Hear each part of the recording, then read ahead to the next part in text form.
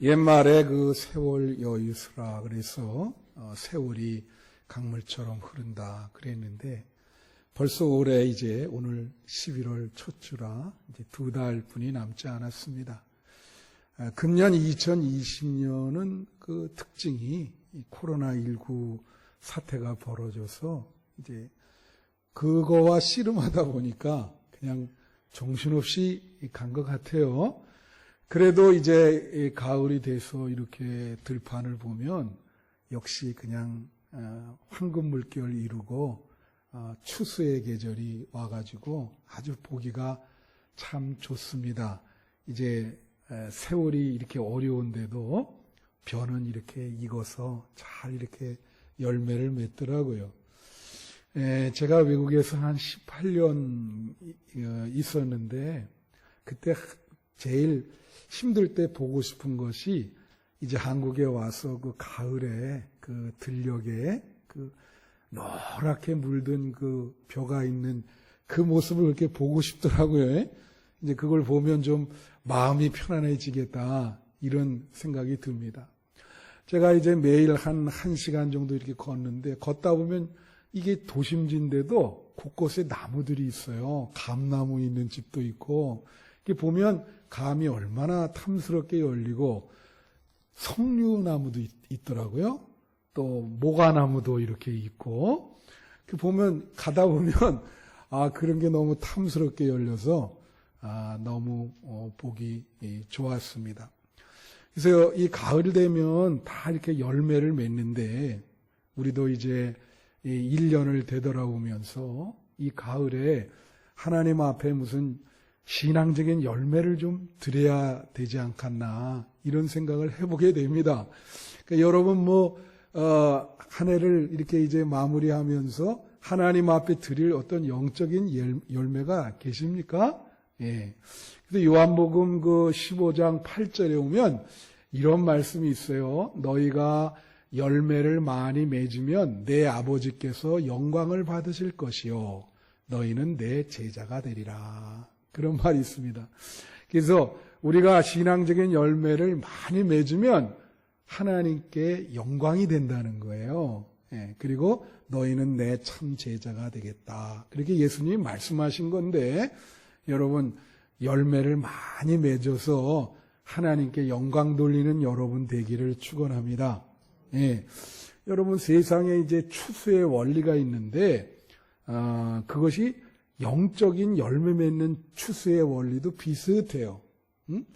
세상의 그 추수의 원리가 뭐냐? 우선 농부가 씨를 심고 열심히 성실히 일해야 열매를 많이 맺을 수 있죠. 그게 이제 첫 번째 그 원리고요.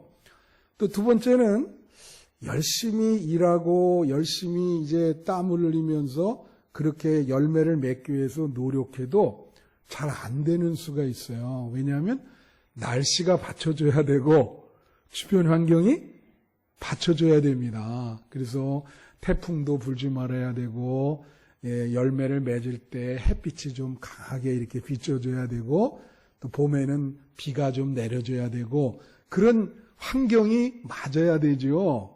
그게 순조롭게 돼야 열매를 많이 맺죠. 열심히 일해도 태풍 한번 불면 그냥 다 쓰러져 버리니까 열매를 맺을 수가 없어요. 그래서 그거를 저는 뭐냐면 세상 사람들은 그런 걸 뭐라냐면 좀 운이 있어야 된다 그렇게 얘기하지만 우리 기독교적으로 얘기하면 하나님의 은혜가 있어야 하나님께서 그래도 때 되면 돌봐주는 은혜가 있어야 열매가 맺는 겁니다. 그거는 은혜의 원리죠.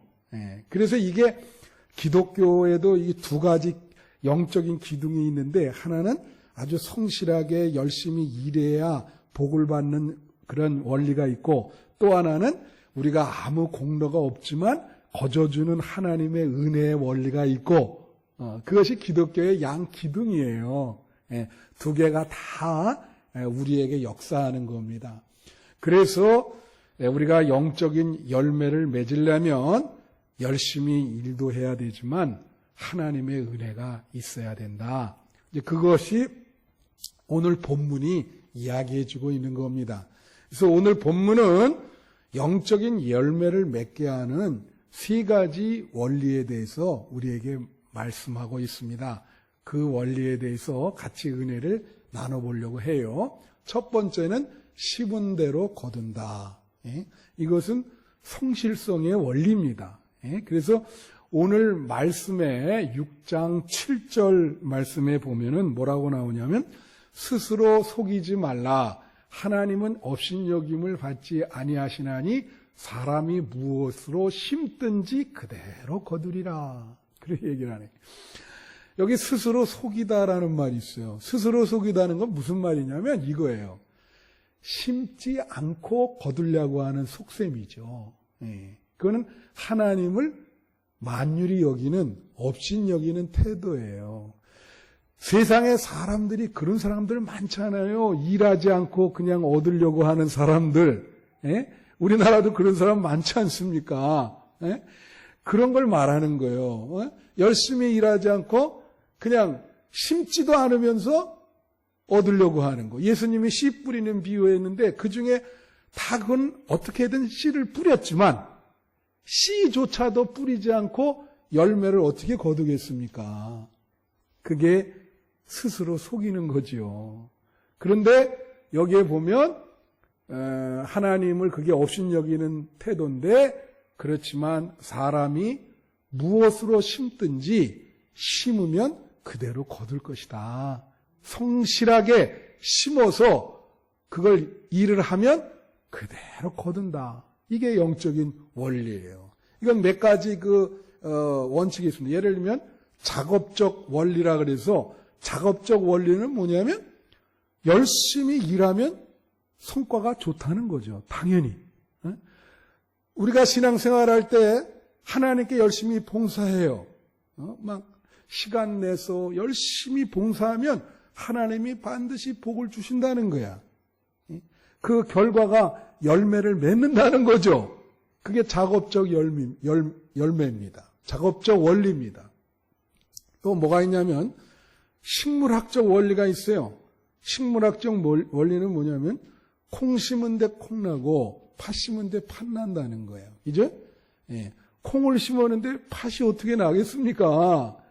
그러니까 쉽게 말하면 지난주에도 얘기했지만 루터가 누가복음에서 이런 말 있잖아요. 선목선실설이라 그랬죠. 좋은 나무를 심으면 좋은 나무에는 좋은 열매가 맺고 못된 나무는 못된 열매를 맺는데 좋은 나무가 못된 열매를 맺을 수 없고 못된 나무가 좋은 열매를 맺을 수 없다. 그러니까 쉽게 말하면 이거는 종자가 좋아야 된다는 거예요. 심을 때 잘 좋은 곳으로 심어야 좋은 열매를 맺는다는 거죠. 나쁜 곳으로 심을 수도 있죠. 우리가 신앙적으로 그러면 이제 열매는 그 나쁜 열매가 맺는다는 거예요. 경제학적인 원리도 있습니다. 이게 뭐냐면 우리가 투자를 많이 한 만큼 거둘 수 있죠. 뭐 그렇지 않은 경우도 있지만 일반적으로 그렇다는 얘기예요. 그런데 하나님에 대한 신앙생활도 마찬가지예요. 영적으로 우리가 참 어려워도 이 어려운 사람들을 도와주고 그렇게 하나님께 투자를 하고 또 하나님께 이렇게 진실한 예물을 헌물을 드리고 하면 그 열매로서 하나님이 반드시 복을 주신다는 거예요. 여러분에게 복을 주신다는 거예요. 그게 경제학적인 원리입니다. 그러니까 여러분 어려워도 우리가 가난한 사람을 도우고 그리고 하나님께 진실한 예물을 드릴 때 하나님이 그 열매를 주신다. 그게 경제학적인 원리죠. 또 언어학적인 원리도 있어요. 이 언어학적인 원리는 뭐냐면 말이 한 번 나간 말이 열매가 돼서 돌아온다는 거예요. 옛날 우리나라 말에 말이 천냥빛을 갚는다 그랬잖아요. 천냥의 빛이 있는데 말 하나 잘해가지고 그 빛을 갚는다는 거죠.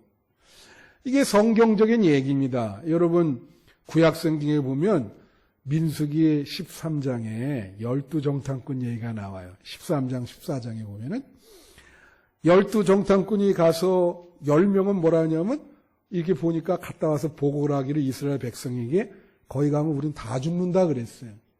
그러니까 2명은 거기 갔다 와서 우리가 충분히 승산이 있다. 그래 얘기했습니다. 다 죽는다고 10명이 그러니까 그 모든 백성이 그걸 믿고 막 통곡을 하면서 우리가 죽게 됐으니 이걸 어떻게 해야 될까? 그러니까 하나님께서 그 민수기 14장 28절에 보면 뭐라 하냐면 내 귀에 들린 대로 너네들 말한 대로 내가 그대로 해주겠다. 그런 거예요. 그래가지고 적과 꿀이 흐르는 가나안 땅에 들어가기 전에 그 10명의 정탐꾼과 이스라엘 모든 백성을 다 죽입니다. 다 죽여요. 본인들이 다 죽게 생겼다 그랬으니까 그 말한 대로 다 죽여요. 그리고 살겠다고 얘기한 2명만 하나님이 살려줍니다. 그러니까 신앙생활도 이 말의 힘이라는 게 얼마나 중요한지 몰라요. 그래서 잠언서 18장 21절에 보면 이런 말이 있어요. 이건 우리가 좀 같이 하면 좋아. 죽고 사는 것이 혀의 힘에 달렸나니 혀를 쓰기 좋아하는 자는 혀의 열매를 먹으리라. 죽고 사는 것이 뭐에 달려요? 말의 힘에 달렸다는 거예요. 죽고 사는 게 여러분 죽고 사는 것이 말의 힘에 달렸다는 거예요. 그런데 그래서 말의 열매를 우리는 먹고 산다. 말이 한 번 나간 말이 부메랑 돼서 돌아온다는 그런 얘기예요. 그게 언어로 심으면 그와 비슷한 열매가 맺는다. 심은 대로 거둔다. 그런 얘기입니다. 또 교육학적 원리가 있어요.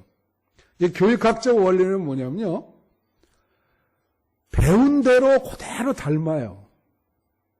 가르침 받은 대로 우리 학교에서 가르침 받잖아요. 그대로 우리 머릿속에 들어가가지고 그대로 믿고 그렇게 되는 거예요.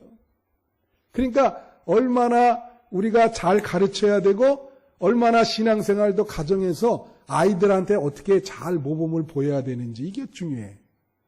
제가 말이에요. 미국에서 이제 공부도 하고 목회를 하는데 거기에 이제 5살짜리 매튜라는 애가 있었어요. 어느 날 교회에서 딱 오는데 이제 이렇게 하는데 내가 걔가 들어오는지 몰랐는데 들어오더니 뭐라고 그러냐면 나한테 김 목사 이리 좀 와봐 이러는 거예요. 와, 이 5살짜리가 김 목사 이리 좀 와봐 그러니까 너무나 황당해가지고 그래서 제가 알아봤더니 이분들이 말이에요. 부모님이 집에서 그런 용어를 쓰는 거야. 야, 오늘 김 목사 어땠냐? 무슨 이런 용어를 집에서 하는 거야, 이게. 그러니까 애가 5살짜리가 그걸 보고 그대로 배운 거예요. 그냥 하나도 안 틀리고. 야, 놀랍지 않아요? 예? 그래서 여러분, 제가 말씀드릴게요. 자녀들이 공부하기 싫어하죠? 왜 그럴까요? 부모가 공부하기 싫어하면 자녀도 공부하기 싫어하는 거예요. 애들 공부를 잘하게 하는 방법은 이 부모들이 컸음에도 자꾸 가정에서 배우려고 그러고 책이라도 읽으시고 열심히 공부하는 태도는 걔 공부 열심히 합니다. 여러분들이 집에서 그래도 기도 열심히 하고 그런 모습 보여주면 애가 기도 열심히 해요. 이 자녀들이 말이에요. 대부분 중고등학교까지는 잘 다니다가 어른 되면 안 나오잖아요. 얼마나 문제입니까? 근데 우리 그것은 미안한 얘기지만 부모님의 책임이 큰 거예요. 부모님이 열심히 신앙생활하면 자녀가 안 나올 수가 없어요. 그 모습을 그대로 배우기 때문에 나오게 되는 거예요. 그게 교육학적 원리예요. 심은 대로 거두는 거예요. 교육도 마찬가지입니다. 그래서 이 심은 대로 거둔다는 거 명심해야 돼요, 여러분. 오늘날도 우리가 열심히 하나님 앞에 봉사하며 신앙생활하면 반드시 하나님께서 큰 열매를 맺게 해 주실 것입니다. 이것을 여러분 명심하세요. 자, 둘째로는 추수에도 은혜의 원리가 있다. 다 같이 은혜의 원리. 예. 이게 아까도 말했지만 열심히 농부가 일한다 그래서 열매가 잘 맺히지 않을 수도 있다는 거예요. 예? 태풍도 불지 말아야 되고 주변 환경이 받쳐줘야 돼. 이게 바로 은혜의 원리입니다. 그래서 여기 갈라디아서 6장 8절에 오면 무슨 얘기냐면 이런 말이 있어요. 자기의 육체를 위하여 심는 자는 육체로부터 썩어질 것을 거두고 성령을 위하여 심는 자는 성령으로부터 영혼을 거두리라. 자, 이게 무슨 말이냐. 우리가 신앙생활의 열매를 거둬야 되는데요. 우리가 인간의 본성이 원죄잖아요. 우리가 에덴 동산에서 아담의 선악과를 따먹은 후에 인간이 밥 먹고 하는 일은 죄를 질 수밖에 없는 거예요. 그러니까 우리는 참 열심히 해도 결과가 영적인 열매가 안 좋을 때가 많은 거야. 그 우리가 하나님의 그 은혜가 없는 사람을 뭐라 하냐면 자연인이라 그러거든요. 자연인. 그냥 내추럴 맨. 이거는 본성이 악해요. 그러니까 열심히 해도 아주 나쁜 결과를 맺을 수가 있어요. 그걸 뭐라냐면 갈라디아서 5장 19절부터 21절에 오면 여기 열매가 나오는데 뭐라고 나오냐면 육체의 일은 분명하니 곧 음행과 더러운 것과 호색과 우상숭배와 주술과 원수 맺는 것과 분쟁과 시기와 분냄과 당짓는 것과 분열함과 이단과 투기와 술 취함과 방탕함이다. 이렇게 나오거든요. 이게 뭐냐면 육체가 노력을 해도 결국은 이런 열매를 맺을 수밖에 없다는 거예요. 예? 왜냐하면 우리의 본성이 그 원죄가 있기 때문에 그래서 아무리 노력해도 안 돼. 그런데 성령의 은혜를 받는단 말이요. 성령의 충만함을 받는단 말이요. 이게 이런 거예요. 우리의 영과 하나님께서 주시는 성령이 우리의 내면에서 합쳐지게 돼요. 그러면 시너지 효과가 생기는 거예요. 성령께서 우리 안에 들어와서 성령은 이건 힘을 말하는 거거든요. 우리에게 의지력을 주는 거예요, 이 성령이. 제가 어떤 아주 우리 제자가 있는데 나중에 이제 목사가 된 친구가 있어요. 이제 얼마 전에 한번 만나는데 아주 깡패 같은 아이거든요. 예. 근데 이제 부인 만나서 지금 잘 살았는데 뭐라고 얘기하냐면 이렇게 얘기를 해요. 목사님, 저는 우리 집사람 만나서 사람이 이렇게 착하게 바뀐 겁니다. 예? 우리 집사람 안 만났으면 난 아직도 이런 표현 써요. 성질이 아주 고약하고 더러울 겁니다. 예? 이 집사람 만나서 그래도 이만큼 사람이 됐어요. 옛날에 제가 본 그 영화 그 기억은 안 나는데 그 잭 니콜슨이 마지막에 그런 얘기예요. 그 여자를 만나면서 당신이란 여자는 만날 때마다 내가 좀 착하게 살고 싶다는 마음을 주는 그런 여자다. 예? 그래서 내가 당신을 자꾸 만나고 싶다. 당신을 만나면 내 마음에 그래도 내가 좀 인생에 좀 선하게 살아야 되겠다. 그런 마음을 자꾸 갖게 된다는 거지. 마찬가지에 이게 인간의 이 영이라고 하는 것은 원래 악한 본성을 지녔지만 성령을 만나게 되면, 성령의 은혜를 만나게 되면 내 마음이 바뀌게 되는 겁니다. 그래서 그 갈라디아서 5장 22절 23절에 보면 성령의 9가지 열매가 나오잖아요. 그래서 아까 얘기하기를 갈라디아서 6장 8절에 성령을 위해서 열매를 맺는 사람은 영혼을 열매 맺게 된다. 그게 바로 이거예요. 성령의 열매는 사랑과 희락과 화평과 오르참과 자비와 양성과 온유와 절제, 이런 열매를 맺게 된다는 거죠. 그거는 은혜입니다. 내 스스로 맺을 수 없는 거예요. 그렇지만 성령의 은혜를 받으면 그런 사랑이라고 하는 열매를 맺게 되는 거예요. 하나님의 은혜로 그런 열매를 맺게 되는 거예요. 예? 여러분, 이게 은혜의 원리인데, 제가 언제 한번 얘기했지만 우리 친구 중에 같은 교회를 다녔는데 둘이 아주 너무 심하게 다투고 심하게 미워하는 친구들이 있었어요. 사울이 다윗을 미워하잖아요. 어떻게든지 죽이려고.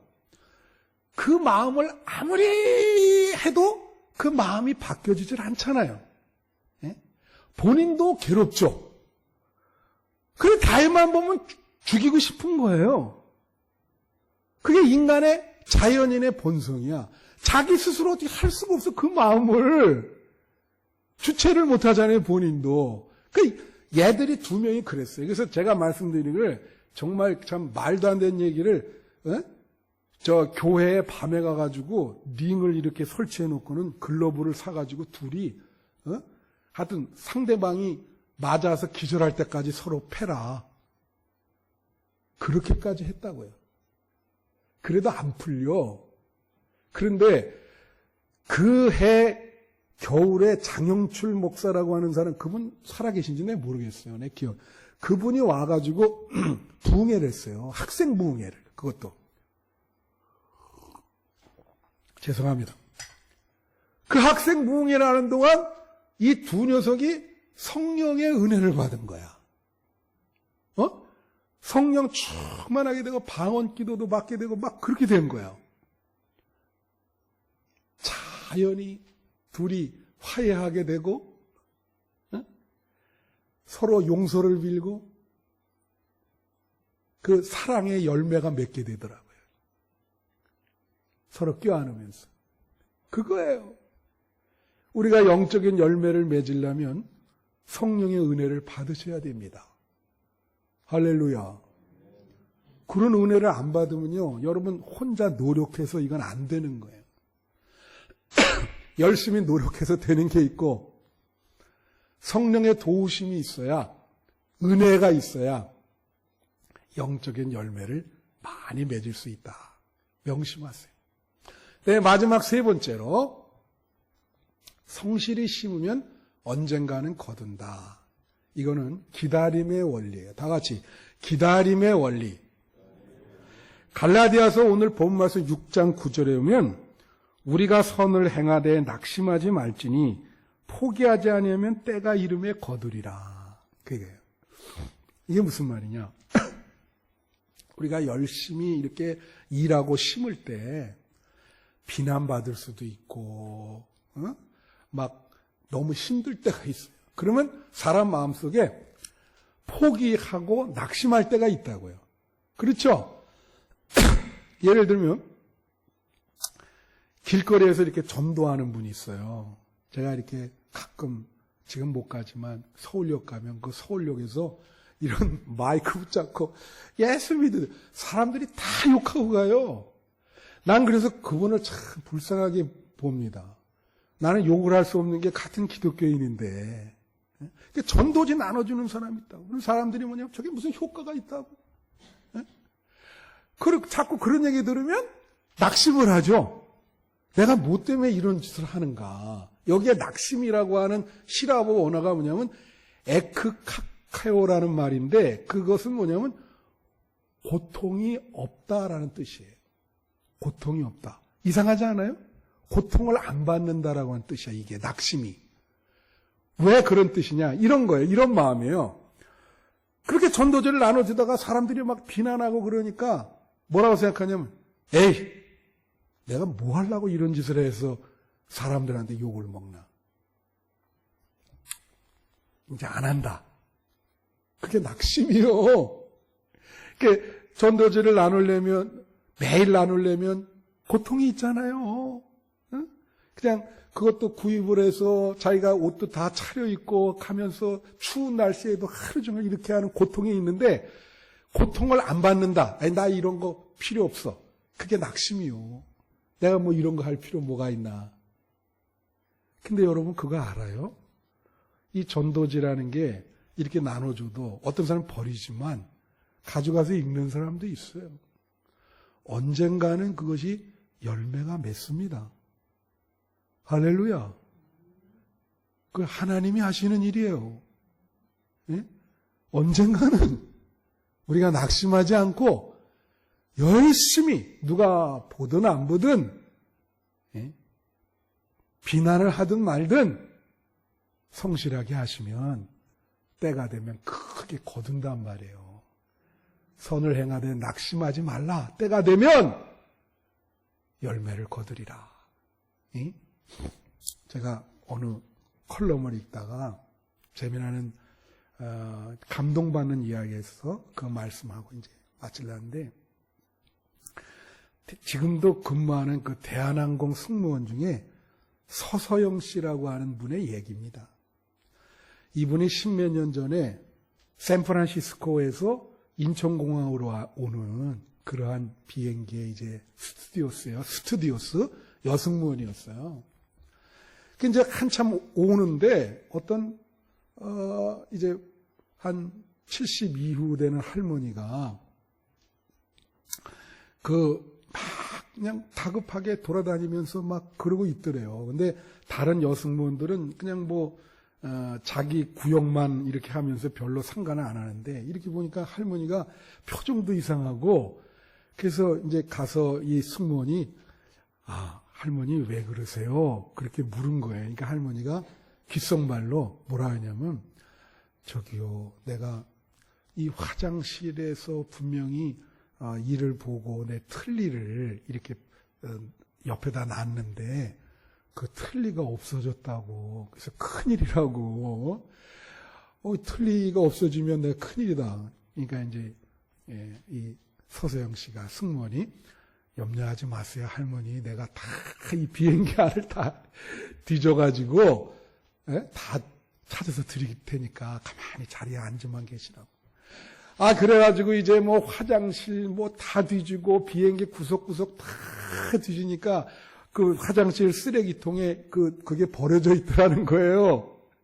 그 종이로 이렇게 쌓여져 가지고 있어서 자기가 또 그거를 갖다가 소독을 시키고 뜨거운 물로 이렇게 탁 닦아가지고 싹 깨끗이 해가지고 갖다 줬다는 거야. 그랬더니 할머니가 아이고 얼마나 감사한 일이야. 좀 승무원 이름이라도 여기다 적어달라고. 이름이라도. 그래, 이름을 적어서 드려요. 이름은 왜요? 그랬더니 언제 또 비행기 타다가 이제 만나면은 내가 좀 보답 좀 하려고 그런다고. 그래서 이제 그 이름을 이렇게 적어줬어요.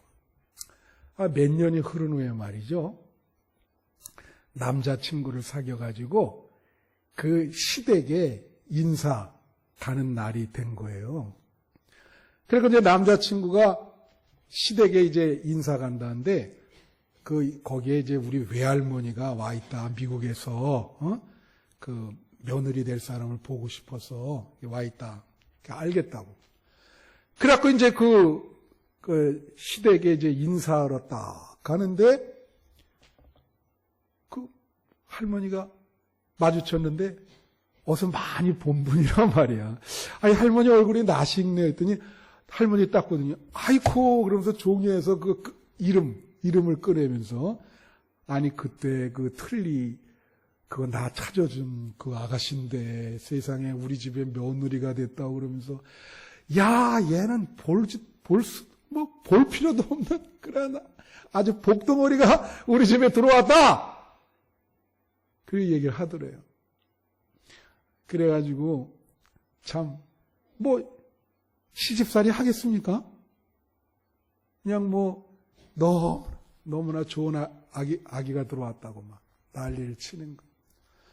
자, 이게 이런 거거든요. 그냥 이 서서영 씨라는 분은 본래의 성격이 남이 보나 안 보나 그렇게 사람들에게 배려를 해주고 열심히 그렇게 심는 사람이란 말이에요. 그러니까 때가 되니까 이게 열매가 맺죠.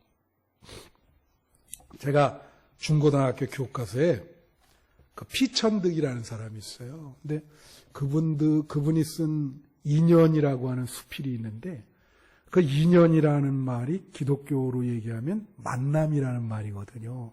불교에서는 그걸 인연이라 그래요. 근데 그분이 이제 그 수필에 인연이라는 수필에 결론을 맺으면서 이런 얘기를 썼습니다.